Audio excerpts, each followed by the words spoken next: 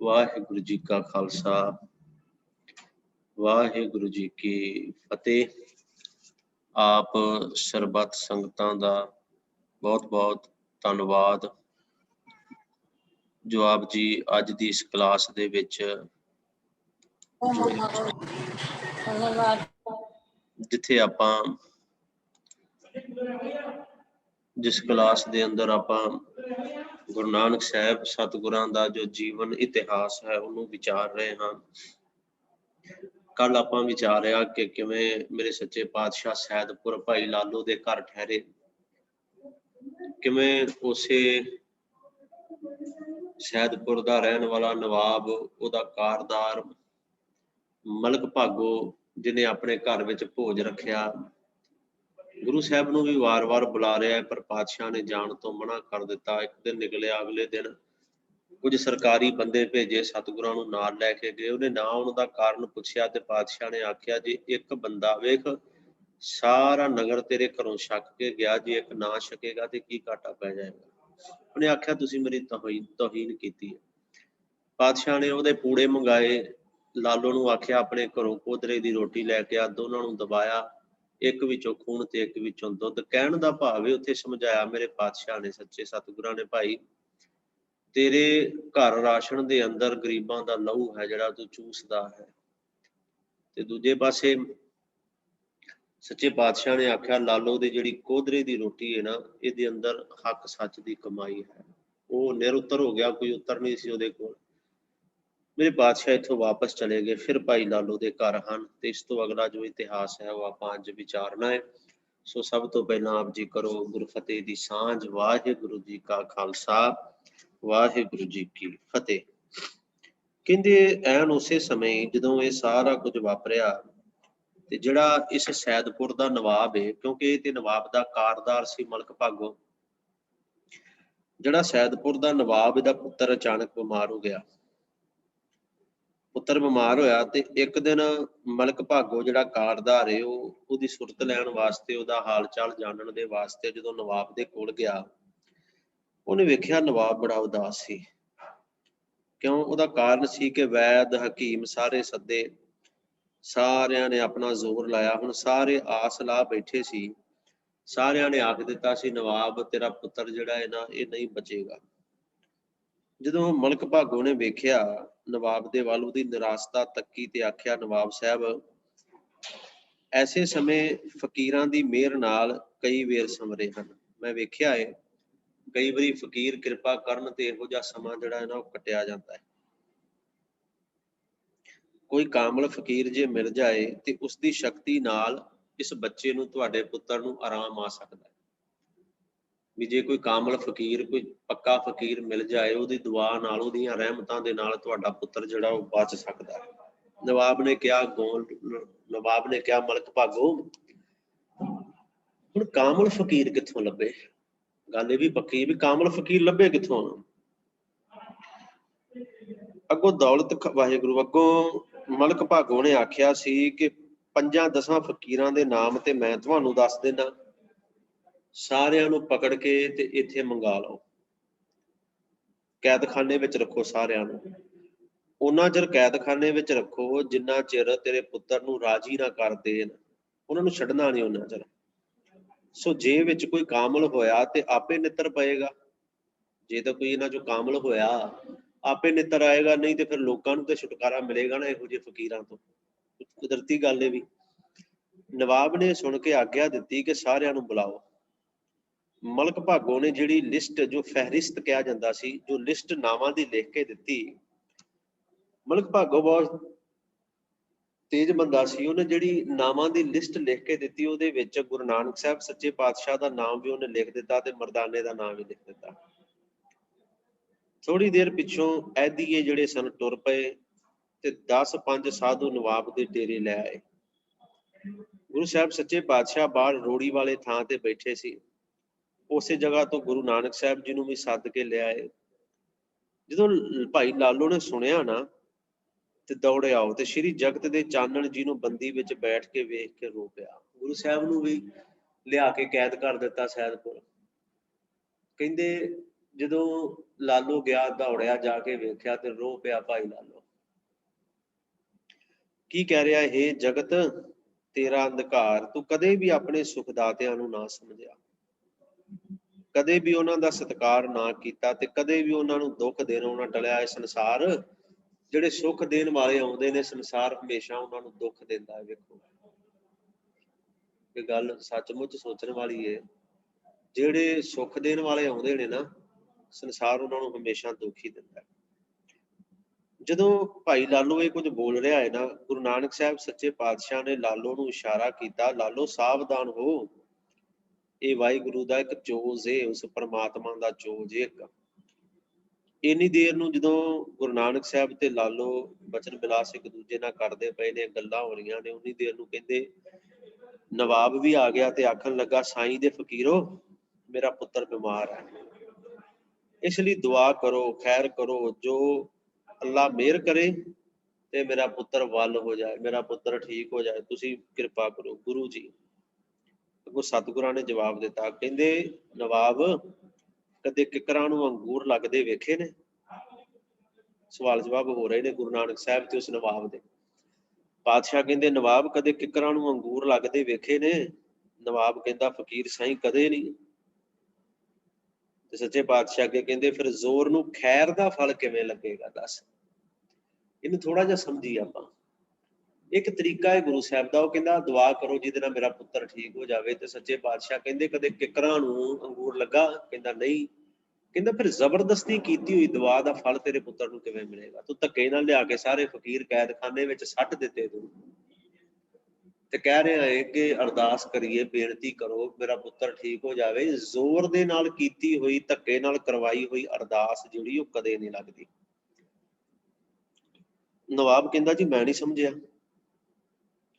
ਗੁਰੂ ਜੀ ਕਹਿੰਦੇ, ਰੱਬ ਦੇ ਫਕੀਰ ਤੂੰ ਜੋ ਜ਼ੋਰ ਨਾਲ ਸਾਧਕ ਤਾਂ ਲਏ ਨੇ, ਜ਼ੋਰ ਨਾਲ ਆ ਵੀ ਗਏ ਨੇ।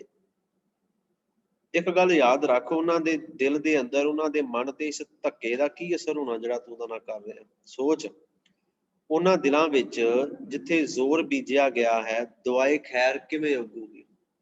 ਜਿੱਥੇ ਤੂੰ ਜ਼ੋਰ ਦਾ, ਧੱਕੇ ਦਾ, ਜ਼ਬਰਦਸਤੀ ਦਾ ਬੀਜ ਦਿੱਤਾ, ਜ਼ਬਰਦਸਤੀ ਦਾ ਕਿੱਕਰ ਬੀਜਿਆ ਜਿਨ੍ਹਾਂ ਦੇ ਅੰਦਰ, ਤੇ ਉਹਨਾਂ ਦੇ ਅੰਦਰ ਹੁਣ ਅੰਗੂਰ ਦਾ ਮਿੱਠਾ ਫਲ ਕਿਵੇਂ, ਉਹ ਖੈਰ ਉਹ ਕਬੂਲ ਕਿਵੇਂ ਹੋਏਗੀ, ਦੱਸ।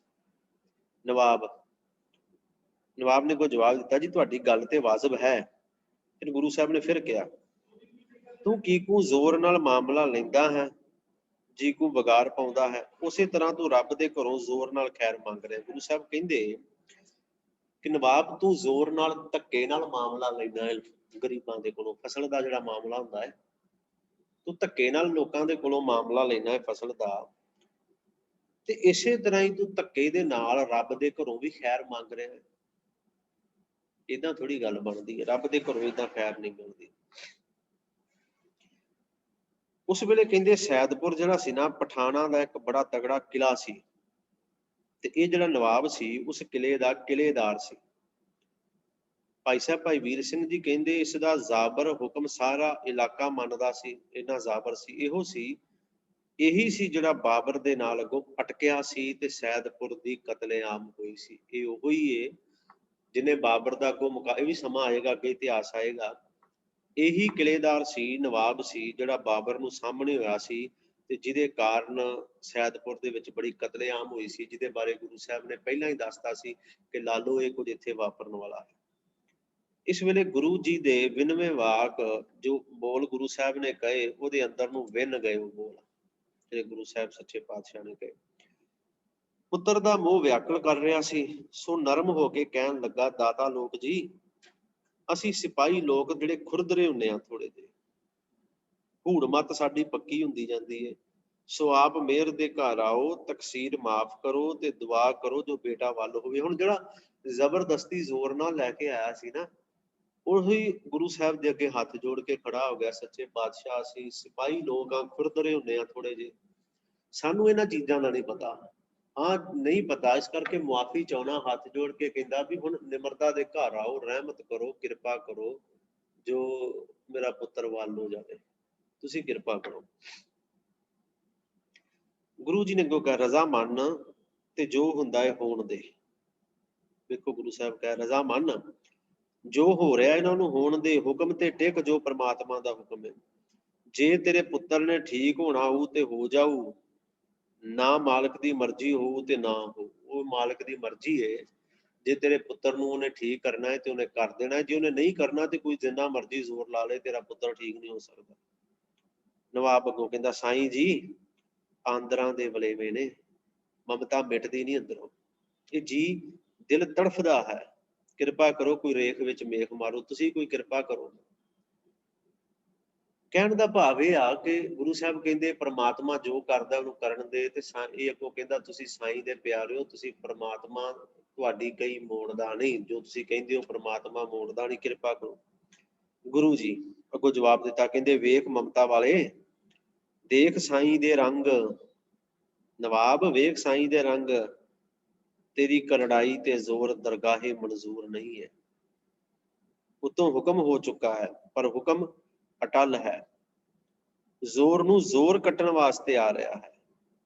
ਵਾਹ, ਸੱਚੇ ਪਾਤਸ਼ਾਹ ਕਹਿੰਦੇ ਤੂੰ ਧਰਤੀ ਤੇ ਜ਼ੋਰ ਚਲਾ ਰਿਹਾ ਹੈ, ਪ੍ਰਮਾਤਮਾ ਦਾ ਜ਼ੋਰ ਅੱਜ ਤੇਰੇ ਤੇ ਚੱਲੇਗਾ, ਤੇਰੇ ਜ਼ੋਰ ਨੂੰ ਕੱਟਣ ਦੇ ਵਾਸਤੇ ਪ੍ਰਮਾਤਮਾ ਆਪਣਾ ਜ਼ੋਰ ਤੈਨੂੰ ਵਿਖਾ ਰਿਹਾ ਹੈ। ਅੱਜ ਸ਼ਹਿਜ਼ਾਦਾ ਸੁੱਖ ਨਾਲ ਨੀਂਦਰੇ ਸੌਂਦਾ ਹੈ, ਸੌਣ ਦੇ, ਕੱਲ ਪਤਾ ਨਹੀਂ ਕਾਇਆਂ ਦੇ ਕੱਪੜੇ ਕੀਕੂ ਲੀਰਾਂ ਹੋਣੇ ਨੇ, ਕਵਰਾਂ ਤੇ ਸ਼ਹਿਜ਼ਾਦਿਆਂ ਨੇ ਕਿਵੇਂ ਮੋਛਿਆਂ ਵਾਂਗੂ ਮੁੱਛੇ ਜਾਣਾ ਹੈ। ਵਾਹਿਗੁਰੂ, ਇਹ ਭਾਣਾ ਅੱਜ ਦਾ ਜੇ ਵਰਤੇ ਤਾਂ ਸੌਖਾ ਹੈ, ਜੋ ਆ ਰਿਹਾ ਹੈ ਉਹ ਕਰੜਾ ਹੈ। ਆਉਣ ਵਾਲਾ ਸਮਾਂ ਜਿਹੜਾ ਹੈ ਨਾ, ਜਿੱਥੇ ਗੁਰੂ ਸਾਹਿਬ ਨੇ ਆਖਿਆ ਸੀ ਕਿ ਇਹ ਕੁਝ ਇੱਥੇ ਵਾਪਰਨਾ ਹੈ, ਜਿੱਥੇ ਮੇਰੇ ਸਾਹਿਬ ਸੱਚੇ ਪਾਤਸ਼ਾਹ ਨੇ ਆਖਿਆ ਸੀ ਅਗਤ ਪੜੈ ਸ਼ੈਤਾਨ ਵੇ ਲਾਲੋ, ਜਿੱਥੇ ਮੇਰੇ ਸੱਚੇ ਪਾਤਸ਼ਾਹ ਨੇ ਆਖਿਆ ਸੀ ਜਿਨ ਸਿਰ ਸੋਹਣ ਪੱਟੀਆਂ, ਮੰਗੀ ਪਾਏ ਸੰਧੂਰ, ਸੇ ਸਿਰ ਕਾਤੀ ਮੁੰਨੀਆਂ ਗਲ ਵਿੱਚ ਆਵੇ ਧੂੜ। ਉਹੀ ਗੱਲ ਕਹਿ ਰਹੇ ਨੇ। ਹੁਣ ਸੌਂਦੇ ਨੇ, ਇਹਨਾਂ ਨੂੰ ਸੌਂ ਲੈਣ ਦੇ, ਜਿਹੜਾ ਕੱਲ ਦਾ ਸਮਾਂ ਹੈ ਉਹ ਇਸ ਤੋਂ ਵੀ ਭਿਆਨਕ ਆ ਰਿਹਾ ਹੈ। ਹਾਕਮ ਨਹੀਂ ਸਮਝਿਆ, ਹਾਂ ਮਤਲਬ ਤਾਂ ਨਾ ਸਮਝਿਆ, ਪਰ ਸਹਿਮ ਗਿਆ, ਡਰ ਗਿਆ, ਬੋਲਿਆ ਸਾਈਂ ਜੀ ਮੇਰ ਦੇ ਘਰ ਆਓ, ਮੈਂ ਆਪਣੇ ਦਿਲ ਇਲ ਕੇ ਜ਼ੋਰ ਵਿੱਚ ਨਹੀਂ ਕਰਦਾ, ਮੇਰੇ ਤੇ ਮਿਹਰ ਹੋਵੇ ਤੇ ਬੱਚੇ ਦੀ ਜਾਨ ਬਖਸ਼ੋ ਪਾਤਸ਼ਾਹ। ਮੈਂ ਆਪਣੇ ਇਲਾਕੇ ਵਿੱਚ ਹੁਣ ਅੱਗੇ ਤੋਂ ਜ਼ੋਰ ਨਹੀਂ ਕਰਾਂਗਾ, ਕਿਸੇ ਤੇ ਧੱਕਾ, ਕਿਸੇ ਤੇ ਜ਼ਬਰਦਸਤੀ ਨਹੀਂ ਕਰਾਂਗਾ, ਤੁਸੀਂ ਕਿਰਪਾ ਕਰੋ, ਮੇਰੇ ਤੇ ਮਿਹਰ ਕਰੋ ਤੇ ਮੇਰੇ ਬੱਚਾ ਜਿਹੜਾ ਪੁੱਤਰ ਠੀਕ ਹੋ ਜਾਵੇ। ਅੱਗੋਂ ਮੇਰੇ ਸੱਚੇ ਪਾਤਸ਼ਾਹ ਨੇ ਆਖਿਆ, ਕਹਿੰਦੇ ਬੱਚੇ ਦੀ ਜਾਨ ਜਿਹੜੀ ਉਹ ਬਚਣੀ ਤਾਂ ਫਕੀਰਾਂ ਦੇ ਝੂਠੇ ਟੁਕਰਾਂ ਵਿੱਚ ਹੈ, ਪਰ ਬੱਚੇ ਦੀ ਤੇ ਆਪਣੀ ਤੇ ਆਪਣੇ ਅਹਿਲਕਾਰਾਂ ਦੀ ਰੂਹ ਤੇ ਰਹਿਮ ਕਰ, ਜੋ ਬਚੇ। ਇਹ ਸਰਦਾਰੀ ਕਿਸ ਕੰਮ ਹੈ? ਬਾਦਸ਼ਾਹ ਕਹਿੰਦੇ ਅਮੀਰੀ ਕਿਸ ਅਰਥ ਹੈ?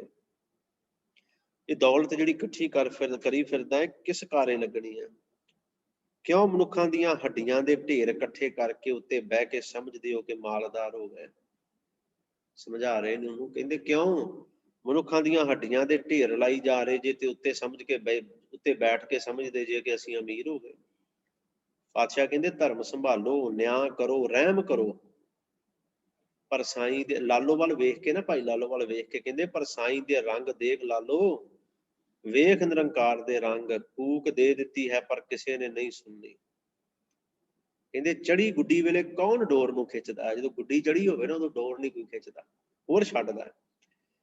ਪਰ ਹੁਕਮ ਧੁਰੋਂ ਹੋ ਚੁੱਕਾ ਹੈ, ਸਾਰੇ ਜ਼ੋਰਾਂ ਦਾ ਮੁੱਲ ਪੈ ਜਾਣਾ ਹੈ। ਕੌਣ ਇਸ ਵਰਜ ਵੇਲੇ ਹੋਸ਼ ਕਰਦਾ ਹੈ? ਹਾਂ, ਮਨੁੱਖ ਨੂੰ ਮੱਧ ਨਿਆਉ ਨਹੀਂ ਰਹਿਣ ਦਿੰਦਾ। ਪਾਤਸ਼ਾਹ ਬੜੀਆਂ ਗੁੱਝੀਆਂ ਰਮਜਾਂ ਇੱਥੇ ਕਹਿ ਰਹੇ ਨੇ ਗੁਰੂ ਨਾਨਕ ਸਾਹਿਬ ਸੱਚੇ ਪਾਤਸ਼ਾਹ ਆਉਣ ਵਾਲੇ ਸਮੇਂ ਬਾਰੇ, ਪਰ ਕਿਸੇ ਨੂੰ ਸਮਝ ਨਹੀਂ ਆ ਰਹੀ। ਨਵਾਬ ਫਿਰ ਕਹਿੰਦਾ ਸਾਈਂ ਜੀ ਬੱਚੇ ਦੀ ਜਾਨ ਬਖਸ਼ੋ, ਕਿਰਪਾ ਕਰੋ, ਤਕਸੀਰ ਜੋ ਹੋਈ ਖਿਮਾ ਕਰੋ, ਭੁੱਲ ਜੋ ਹੋਈ ਮੇਰੇ ਕੋਲੋਂ ਖਿਮਾ ਕਰੋ, ਤੁਸੀਂ ਸਾਈਂ ਵਾਲੇ ਹੋ, ਅਸੀਂ ਭੁੱਲਣਹਾਰ ਵਾਲੇ ਹਾਂ, ਅਸੀਂ ਭੁੱਲਣਹਾਰ ਹਾਂ, ਭੁੱਲਣ ਬਖਸ਼ ਲਓ। ਗੁਰੂ ਜੀ ਨੇ ਫਿਰ ਕਿਹਾ ਬਈ ਖਾਨਾ ਤੈਨੂੰ ਇਸ ਵੇਲੇ ਦਾ ਹੀ ਸੁੱਖ ਪਿਆਰਾ ਹੈ ਤਾਂ ਵਾਹ ਵਾਹ, ਚੰਗਾ ਹੈ। ਜੇ ਗੁਰੂ ਸਾਹਿਬ ਨੂੰ ਸਮਝਾ ਰਹੇ ਨੇ ਆਉਣ ਵਾਲਾ ਸਮਾਂ, ਪਰ ਇਹ ਵੀ ਕਹਿ ਦਿੱਤਾ ਹੁਣ ਜੇ ਤੈਨੂੰ ਇਸ ਸਮੇਂ ਦਾ ਹੀ ਸੁੱਖ ਪਿਆਰਾ ਹੈ ਤੇ ਫਿਰ ਚੰਗੀ ਗੱਲ ਹੈ, ਫਿਰ ਜਿਵੇਂ ਤੈਨੂੰ ਚਾਹਣਾ। ਨਵਾਬ ਸੋਚ ਵਿੱਚੋਂ ਨਿਕਲ ਕੇ ਮੈਂ ਸਮਝਿਆ, ਕਹਿੰਦਾ ਮਲਕ ਭਾਗੋ ਵੱਲ ਵੇਖ ਕੇ ਕਹਿੰਦਾ ਸਾਰੇ ਫਕੀਰ ਛੱਡ ਦਿਓ, ਨਾਲ ਗੁਰੂ ਸਾਹਿਬ ਵੱਲ ਵੇਖ ਕਹਿੰਦਾ ਆਪ ਵੀ ਦਾਤਾ ਜੀ ਜਾਓ, ਮੈਂ ਆਪ ਦੇ ਦਰ ਤੇ ਹਾਜ਼ਰ ਹੋ ਕੇ ਬੱਚੇ ਦੀ ਜਾਨ ਬਖਸ਼ੀ ਮੰਗਾਂਗਾ। ਵੇਖੋ ਉਹ ਵੀ ਥੋੜਾ ਜਿਹਾ ਸਮਝ ਗਿਆ। ਨਵਾਬ ਨੇ ਮਲਕ ਭਾਗੋ ਵੱਲ ਵੇਖਿਆ ਤੇ ਮਲਕ ਭਾਗੋ ਵੱਲ ਵੇਖ ਕੇ ਕਹਿੰਦਾ ਸਾਰੇ ਜਿੰਨੇ ਫਕੀਰ ਕੈਦ ਕੀਤੇ ਨੇ ਸਾਰਿਆਂ ਨੂੰ ਛੱਡ ਦੇ। ਤੇ ਗੁਰੂ ਸਾਹਿਬ ਵੱਲ ਵੇਖ ਕੇ ਕਹਿੰਦਾ, ਹੱਥ ਜੋੜ ਕੇ ਕਹਿੰਦਾ, ਸੱਚੇ ਪਾਤਸ਼ਾਹ ਆਪ ਜੀ ਵੀ ਲਾਲੋ ਦੇ ਘਰ ਚਲੇ ਜਾਓ, ਮੈਂ ਉੱਥੇ ਚੱਲ ਕੇ ਤੁਹਾਡੇ ਕੋਲ ਆਵਾਂਗਾ।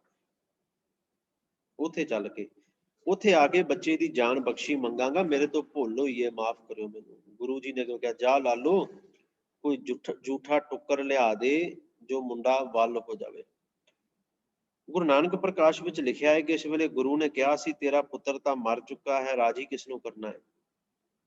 ਜਦ ਨਵਾਬ ਨੇ ਘਰੋਂ ਖਬਰ ਮੰਗਵਾਈ ਤਾਂ ਪੁੱਤਰ ਮਰ ਚੁੱਕਾ ਸੀ। ਪਰ ਖਾਲਸਾ ਤਵਾਰੀਖ ਤੇ ਬਾਲੇ ਵਾਲੀ ਜਨਮ ਸਾਖੀ ਵਿੱਚ ਲਿਖਿਆ ਹੈ ਕਿ ਲਾਲੋ ਤੋਂ ਝੂਠਾ ਟੁੱਕਰ ਮੰਗਾ ਕੇ ਗੁਰੂ ਜੀ ਨੇ ਨਵਾਬ ਦਾ ਮੁੰਡਾ ਰਾਜੀ ਕੀਤਾ ਸੀ।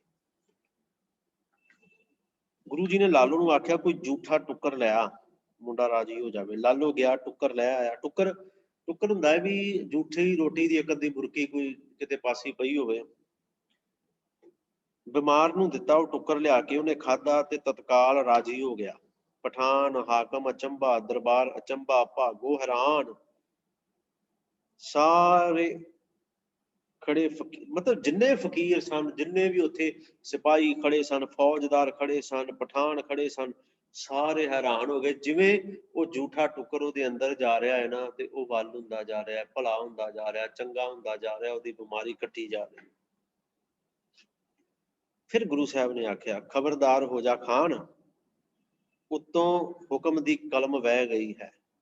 ਪਰਮਾਤਮਾ ਦੇ ਹੁਕਮ ਦੀ ਕਲਮ ਚੱਲ ਗਈ ਹੈ। ਜ਼ੋਰ ਲਈ ਜ਼ੋਰ ਆ ਰਿਹਾ ਹੈ।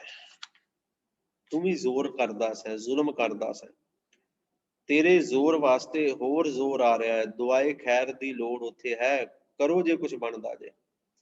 ਖਲਕਤ ਰੱਬ ਦੀ ਹੈ, ਧਰਮ ਕਿਰਤ ਸਭ ਦਾ ਕੀਤਾ ਹੈ, ਜ਼ੋਰ ਜ਼ੁਲਮ ਰੱਬੀ ਹੁਕਮ ਦੇ ਉਲਟ ਹੈ। ਨਵਾਬ ਸਮਝਿਆ ਨਹੀਂ ਇਸ ਗੱਲ ਨੂੰ। ਉਹਨੇ ਸਮਝਿਆ ਕਿ ਗੁਰੂ ਨਾਨਕ ਸਾਹਿਬ ਮੈਨੂੰ ਨਿਆਂ ਕਰਨ ਲਈ ਸ਼ਾਇਦ ਕਹਿ ਰਹੇ ਨੇ, ਉਹ ਮੈਂ ਕਰਦਾ ਹਾਂ ਤੇ ਕਰਾਂਗਾ। ਪਰ ਉਸਦਾ ਨਿਆਂ ਵੀ ਇੱਕ ਧੱਕਾ ਹੀ ਸੀ। ਵੈਸੇ ਇਹ ਵੀ ਗੱਲ ਪੱਕੀ ਹੈ, ਪਠਾਨਾਂ ਦਾ ਸਾਰਾ ਰਾਜ ਹੀ ਪ੍ਰਜਾ ਲਈ ਅਸਲ ਵਿੱਚ ਕਸ਼ਟ ਰੂਪ ਸੀ ਸਾਰਾ। ਗੁਰੂ ਜੀ ਨੇ ਫਿਰ ਗੌ ਨਹੀਂ ਕੀਤਾ, ਮਸਤਾਨੇ ਰੰਗ ਤੇ ਚੁੱਪ ਕਰਕੇ ਗੁਰੂ ਸਾਹਿਬ ਵਾਪਸ ਆ ਗਏ। ਫਿਰ ਉਸੇ ਰੂੜੀ ਤੇ ਜਾ ਬੈਠੇ ਜਿੱਥੇ ਗੁਰਦੁਆਰਾ ਰੂੜੀ ਸਾਹਿਬ ਹੈ। ਲਾਲੋ ਨੇ ਆ ਕੇ ਪੁੱਛਿਆ, ਪਾਤਸ਼ਾਹ ਅੱਜ ਕੀ ਅਗੰਮ ਦੀ ਬੋਲੀ ਬੋਲੇ ਹੋ, ਅੱਜ ਕੀ ਤੁਸੀਂ ਕਿਹੜੀ ਰਜ਼ਾ ਅੱਜ ਕਰ ਗਏ ਹੋ। ਤਾਂ ਸਤਿਗੁਰੂ ਜੀ ਨੇ ਹੋਣਹਾਰ ਦੀ ਸੈਨਤ ਕਰਕੇ ਚੁੱਪ ਧਾਰ ਲਈ। ਅਗਲੇ ਦਿਨ ਮਲਕ ਭਾਗੋ ਆਚਰਨੀ ਪਿਆ, ਆਖਣ ਲੱਗਾ, ਇਹ ਰੱਬੀ ਦਾਤਾ, ਮੈਂ ਬੜੀ ਅਵੱਗਿਆ ਕੀਤੀ ਹੈ, ਮਿਹਰ ਕਰ ਤੇ ਬਖਸ਼। ਮੈਨੂੰ ਲੋਕਾਂ ਉਤਲਾਇਆ ਸੀ, ਲੋਕਾਂ ਨੇ ਮੈਨੂੰ ਆਖਿਆ ਸੀ ਪਾਤਸ਼ਾਹ ਮੈਂ ਬੜੀ ਵੱਡੀ ਭੁੱਲ ਕਰ ਬੈਠਾ। ਗੁਰੂ ਸਾਹਿਬ ਨੇ ਆਖਿਆ, ਕਾਰਦਾਰ ਹੋਣਾ ਤੇ ਉਤਲਾਵੇ ਵਿੱਚ ਆਉਣਾ, ਹੈ ਭਾਗੋ ਇਹ ਕਿਵੇਂ। ਛੱਡ ਦੇ ਕਾਰਦਾਰੀ, ਕਿਰਤ ਕਰ, ਉਹ ਵੀ 10 ਨਹੁੰਆਂ ਦੀ। ਜੇ ਤੇਰੀਆਂ ਆਪਣੀਆਂ ਅੱਖਾਂ ਹੱਕ ਨਾ ਹੱਕ ਪਛਾਣਦੀਆਂ ਨਹੀਂ, ਹਾਕਮ ਸਿਰੇ ਦੇ ਹਾਕਮ ਨਹੀਂ, ਹਾਕਮਾਂ ਦੇ ਸਿਰ ਹੋਰ ਹਾਕਮ ਹੈ, ਡਰ ਉਸ ਦੇ ਨਿਆਂ ਤੋਂ। ਵੀ ਇਹ ਜਿਹਨਾਂ ਹਾਕਮਾਂ ਦਾ ਡਰ ਤੂੰ ਆਪਣੇ ਅੰਦਰ ਬੈਠਾ, ਇਹਨਾਂ ਦੇ ਉੱਤੇ ਇੱਕ ਬੜਾ ਵੱਡਾ ਹਾਕਮ ਹੋਰ ਬੈਠਾ ਹੈ, ਰੱਬ ਜਿਹੜਾ, ਉਹਦੇ ਤੋਂ ਡਰ। ਗੁਰੂ ਸਾਹਿਬ ਕਹਿੰਦੇ ਉਹ ਤੋਲਦਾ ਹੈ, ਚਾਹੇ ਤੋਲਦਾ ਜਾਪਦਾ ਨਹੀਂ, ਆ ਰਿਹਾ ਹੈ ਉਸਤਾਦ, ਉਹ ਆ ਰਿਹਾ ਹੈ ਪ੍ਰਮਾਤਮਾ, ਫਿਕਰ ਨਾ ਕਰ। ਚਾਹੇ ਉਹਦਾ ਤੋਲਣਾ ਸਾਨੂੰ ਨਜ਼ਰ ਨਹੀਂ ਆਉਂਦਾ, ਪਰ ਸੱਚੇ ਪਾਤਸ਼ਾਹ ਕਹਿੰਦੇ ਇੱਕ ਗੱਲ ਯਾਦ ਰੱਖੀ, ਉਹ ਪ੍ਰਮਾਤਮਾ ਤੋਲਦਾ ਹੈ ਤੇ ਉਹ ਆ ਰਿਹਾ ਹੈ ਤੋਲਣ ਦੇ ਵਾਸਤੇ, ਸਮਾਂ ਆ ਰਿਹਾ। ਮਲਕ ਭਾਗੋ ਨੇ ਆਖਿਆ, ਮੇਥੋਂ ਅਵੱਗਿਆ ਹੋ ਗਈ ਪਾਤਸ਼ਾਹ, ਭੁੱਲ ਹੋ ਗਈ, ਮੈਨੂੰ ਮਾਫ ਕਰੋ। ਗੁਰੂ ਨਾਨਕ ਸਾਹਿਬ ਨੇ ਅੱਗੋਂ ਆਖਿਆ, ਮੇਰੀ ਅਵੱਗਿਆ ਨਾਨਕ ਦੀ ਅਵੱਗਿਆ ਹੈ, ਨਾਨਕ ਦੀ ਅਵੱਗਿਆ ਕੋਈ ਨਹੀਂ। ਜੇ ਤੂੰ ਕਹਿ ਰਿਹਾ ਹੈ ਕਿ ਤੂੰ ਨਾਨਕ ਦੇ ਅੱਗੇ ਭੁੱਲ ਕੀਤੀ ਹੈ, ਤੇ ਇਹ ਗੱਲ ਛੱਡ,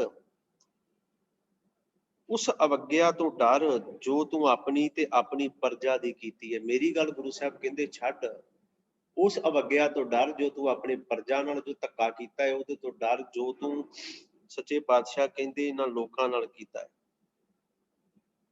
ਡਰ ਕਹਿੰਦੇ ਜੋ ਤੂੰ ਖਾਲਕ ਦੀ ਅਵੱਗਿਆ ਕਰ ਰਿਹਾ, ਦੇਖ ਪਸ਼ੂ ਪੰਛੀ ਸਾਰਾ ਦਿਨ ਪੇਟ ਭਰਨ ਲਈ, ਢਿੱਡ ਭਰਨ ਲਈ ਫਿਰਦੇ, ਮਾਨੋ ਕਿਰਤ ਕਰਦੇ ਨੇ ਤੇ ਪੇਟ ਭਰਦੇ ਨੇ, ਤੇ ਪਸ਼ੂ ਪੰਛੀ ਸਦਾ ਅਰੋਗ, ਸਦਾ ਅਸਮਾਨਾਂ ਵੱਲੋਂ ਪੰਛੀ ਉੱਡਦੇ ਨੇ, ਮਿਹਨਤ ਦੀ ਰੋਟੀ ਵਿੱਚ ਸੁੱਖ ਹੈ।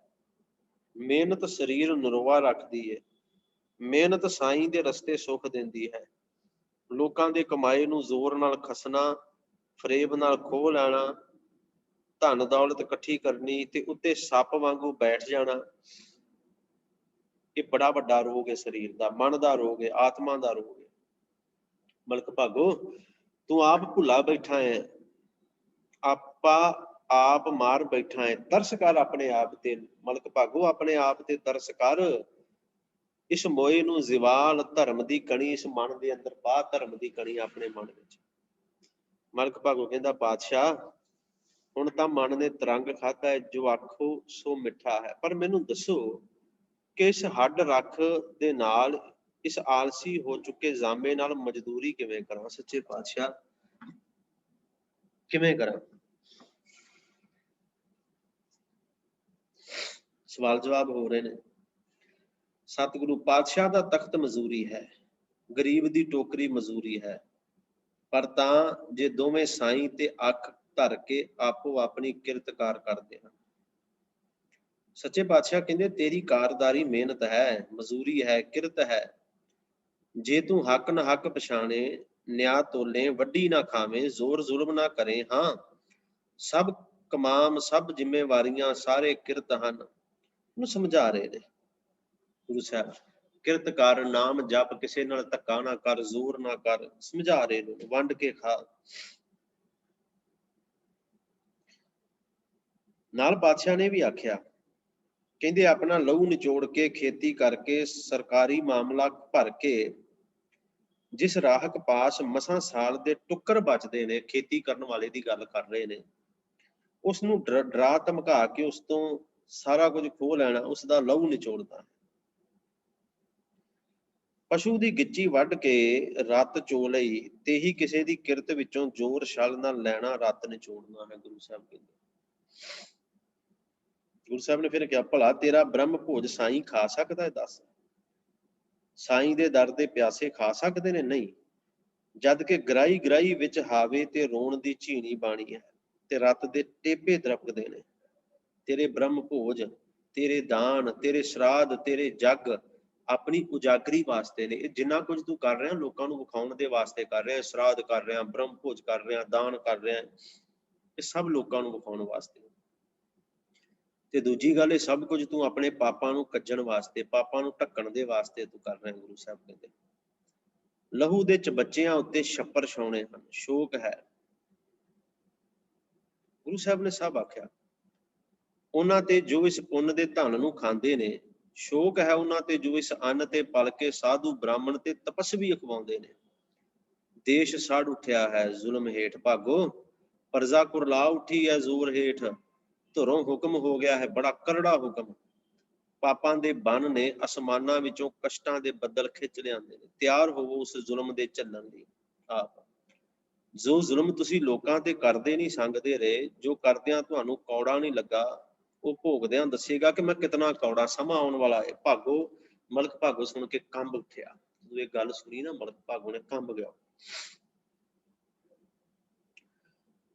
ਡਿੱਗ ਪਿਆ ਗੁਰੂ ਨਾਨਕ ਸਾਹਿਬ ਦੇ ਪੈਰਾਂ ਦੇ ਉੱਤੇ। ਬਖਸ਼, ਹੇ ਦਾਤਾ ਮੈਨੂੰ ਬਖਸ਼ ਲੈ, ਬਖਸ਼ ਲੈ, ਬਖਸ਼ ਲੈ, ਵਾਰ-ਵਾਰ ਕਹਿ ਰਿਹਾ। ਗੁਰੂ ਜੀ ਨੇ ਫਿਰ ਕਿਹਾ, ਬਖਸ਼ਾਂਗਾ ਬਖਸ਼ਿੰਦ, ਬਖਸ਼ੇਗਾ ਬਖਸ਼ਿੰਦ, ਪਰ ਤਾਂ ਬਖਸ਼ੇਗਾ ਜੇ ਤੈਨੂੰ ਬਖਸ਼ਣ ਉਹ ਗਰੀਬ ਤੇ ਨਿਤਾਣੇ, ਜਿਨ੍ਹਾਂ ਨੂੰ ਤੂੰ ਗਰੀਬ ਤੇ ਨਿਤਾਣੇ ਕੀਤਾ ਹੈ। ਜਿਨ੍ਹਾਂ ਨੂੰ ਤੂੰ ਲੁੱਟ-ਲੁੱਟ ਕੇ ਗਰੀਬ ਕਰ ਲਿਆ, ਨਿਤਾਣੇ ਕਰ ਲਿਆ, ਜੇ ਉਹ ਤੈਨੂੰ ਬਖਸ਼ਣਗੇ ਤਾਂ ਤੈਨੂੰ ਰੱਬ ਬਖਸ਼ੇਗਾ, ਖੁਦਾ ਬਖਸ਼ੇਗਾ। ਜਾ ਬਖਸ਼ਾ ਉਹਨਾਂ ਤੋਂ ਜਿਨ੍ਹਾਂ ਨੂੰ ਤੂੰ ਸਤਾਇਆ ਹੈ।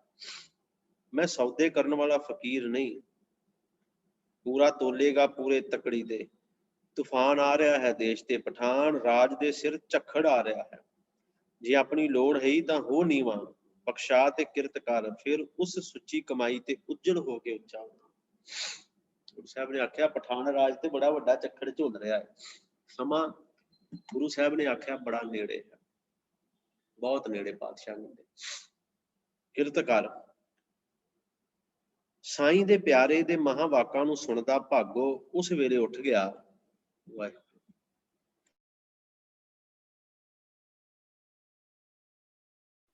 ਵਾਹਿਗੁਰੂ। ਵਾਹਿਗੁਰੂ। ਕਹਿੰਦੇ ਉਸ ਵੇਲੇ ਤੇ ਉੱਠ ਗਿਆ, ਪਰ ਘਰ ਦੇ ਤੋੜੇ ਖੋਲੇ। ਘਰੇ ਜਾ ਕੇ ਨਾ ਸਾਰਾ ਧਨ ਉਹਨੇ ਲੁਟਾ ਦਿੱਤਾ। ਸਾਰਾ ਧਨ ਉਹਨਾਂ ਨੂੰ ਵਾਪਸ ਲੁਟਾ ਦਿੱਤਾ ਜਿਨ੍ਹਾਂ ਦੇ ਕੋਲੋਂ ਖੋਹ ਕੇ ਲੈ ਕੇ ਆਇਆ ਸੀ। ਉਹ ਸਰਪਣੀ ਮਾਇਆ ਜੋ ਪਲੱਥਾ ਮਾਰ ਕੇ ਬੈਠੀ ਭਾਗੋ ਨੂੰ ਵਿਸ ਚਾੜ ਰਹੀ ਸੀ ਨਾ, ਕਈ ਕਹਿਣ ਕਿ ਸ਼ਦਾਈ ਹੋ ਗਿਆ ਭਾਗੋ, ਮਲਕ ਭਾਗੋ ਸ਼ਦਾਈ ਹੋ ਗਿਆ, ਕਹੀਏ ਕਹਿਣ। ਪਰ ਆਮ ਖਲਕਤ ਵਿੱਚ ਫੈਲ ਗਈ ਕੀਰਤੀ ਕਿ ਨਾਨਕ ਤਪੇ ਦੀ, ਕਿ ਉਸਨੇ ਸਾਧਿਆ ਹੈ। ਐਡਾ ਅਸਰਾਲ ਸੱਪ ਗੁਰੂ ਨਾਨਕ ਨੇ ਸਾਧ ਦਿੱਤਾ, ਸੋਧ ਦਿੱਤਾ, ਉਹਨੂੰ ਸੁਧਾਰ ਦਿੱਤਾ। ਰੌਲਾ ਪੈ ਗਿਆ ਚਾਰੇ ਪਾਸੇ। ਸੈਦਪੁਰ ਦੇ ਇਲਾਕੇ ਪ੍ਰਜਾ ਵਿੱਚ ਧੁੰਮ ਗਈ ਭਾਗੋ ਦੀ ਕੀਰਤੀ, ਮਲਕ ਭਾਗੋ ਦੀ। ਦੁਖੀ ਦਿਲਾਂ ਦੇ ਵਿੱਚੋਂ ਅਸੀਸ ਚੱਲੀ, ਉਹ ਚੱਲੀ ਸਾਈਂ ਦੇ ਦਰ। ਫਿਰ ਇੱਕ ਦਿਨ ਤ੍ਰਿਕਾਲਾਂ ਨੂੰ ਮਾਈ ਵਾਹਿਗੁਰੂ ਮਲਕ ਭਾਗੋ ਲਾਲੋ ਦੇ ਘਰ ਆਇਆ। ਕੀ ਦੇਖਦਾ ਹੈ, ਜਗਤ ਦਾ ਮਾਲਕ ਮੱਕੀ ਦੀ ਰੋਟੀ ਖਾ ਰਿਹਾ ਸੀ। ਇੱਕ ਟੁੱਕਰ ਗੁਰੂ ਸਾਹਿਬ ਨੇ ਇੱਕ ਬੁਰਕੀ ਭਾਗੋ ਨੂੰ ਦਿੱਤੀ, ਖਾ ਬਈ ਤੇ ਦੇਖ ਸਵਾਦ। ਕਹਿੰਦੇ ਭਾਗੋ ਨੇ, ਮਲਕ ਭਾਗੋ ਨੇ ਬੁਰਕੀ ਮੂੰਹ ਵਿੱਚ ਪਾਈ, ਖਾਧੀ। ਕਹਿੰਦੇ ਅੱਜ ਪਹਿਲੇ ਦਿਨ ਉਹਨੂੰ ਅੰਨ ਦਾ ਸਵਾਦ ਆਇਆ। ਹੱਥ ਜੋੜ ਕੇ ਬੰਨ ਕੇ ਕਹਿਣ ਲੱਗਾ, ਬਖਸ਼ਿੰਦ ਦਾਤਾ ਮਿਹਰ ਕਰ ਤੇ ਚਰਨੀ ਲਾ ਲੈ, ਆਉਣ ਵਾਲੇ ਦੁੱਖਾਂ ਤੋਂ ਰੱਖ ਲੈ, ਲੋਕ ਪਰਲੋਕ ਸਹਾਈ ਹੋ।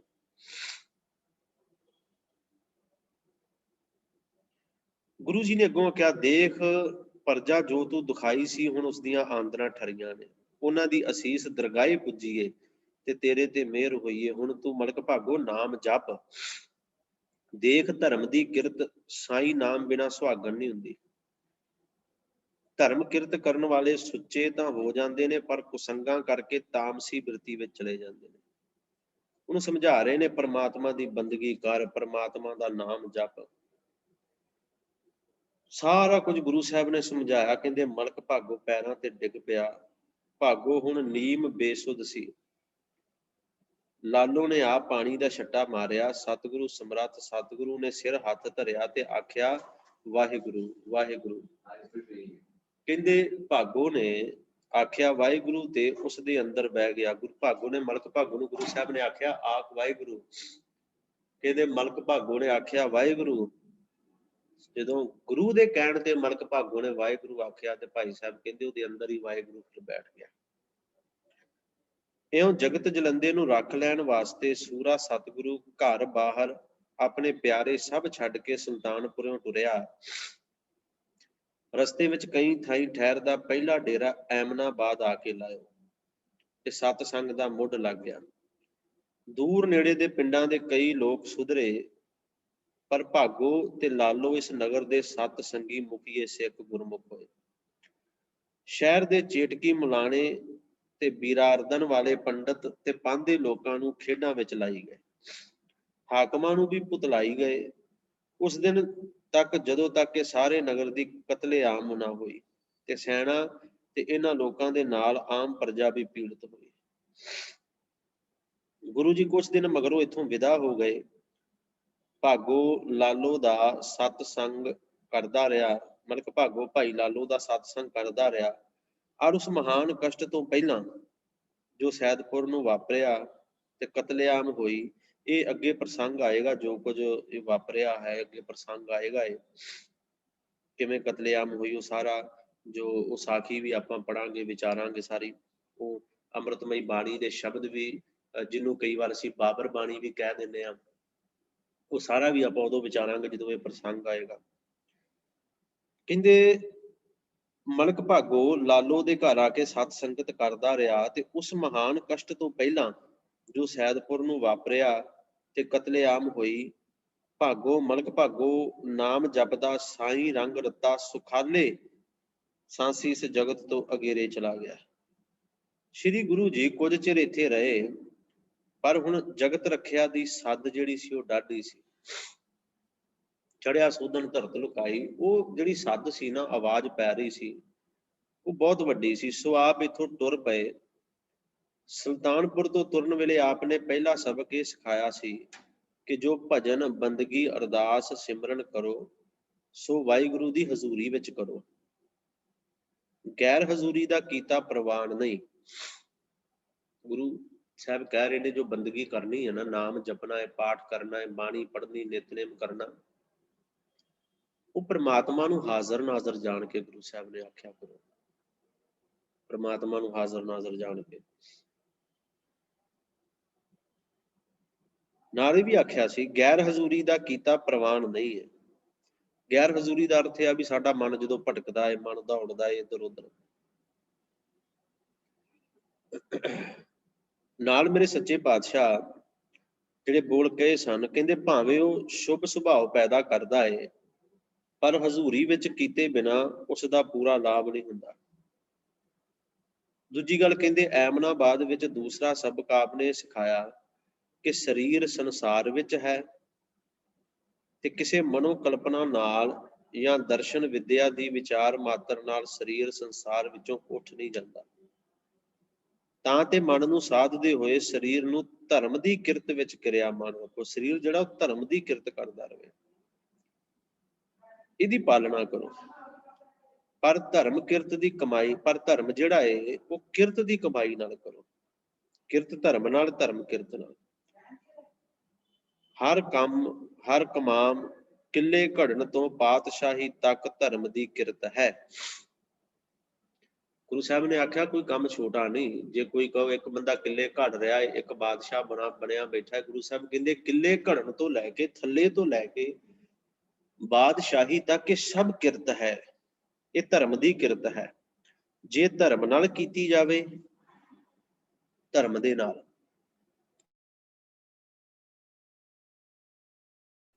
ਗੁਰੂ ਸਾਹਿਬ ਨੇ ਆਖਿਆ ਜੀ ਇਹੀ ਕਿਰਤ ਧਰਮ ਦੇ ਨਾਲ, ਇਹ ਕੰਮ ਜਿੰਨਾ ਵੀ ਤੁਹਾਡੇ ਕੋਲ ਧਰਮ ਨਾਲ ਕੀਤਾ ਜਾਵੇ, ਵਾਹਿਗੁਰੂ ਵਾਹਿਗੁਰੂ,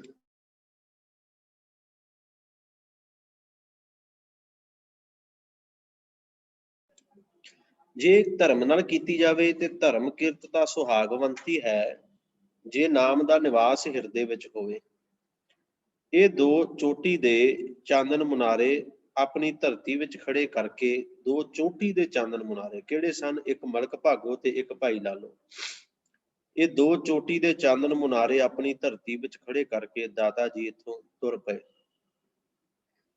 ਬੰਦਗੀ ਕਰੇ, ਭਜਨ ਬੰਦਗੀ ਕਰੋ। ਗੁਰੂ ਸਾਹਿਬ ਨੇ ਆਖਿਆ ਭਜਨ ਕਰੋ, ਨਾਮ ਜਪੋ ਉਸ ਪਰਮਾਤਮਾ ਦੀ ਹਜ਼ੂਰੀ ਵਿੱਚ।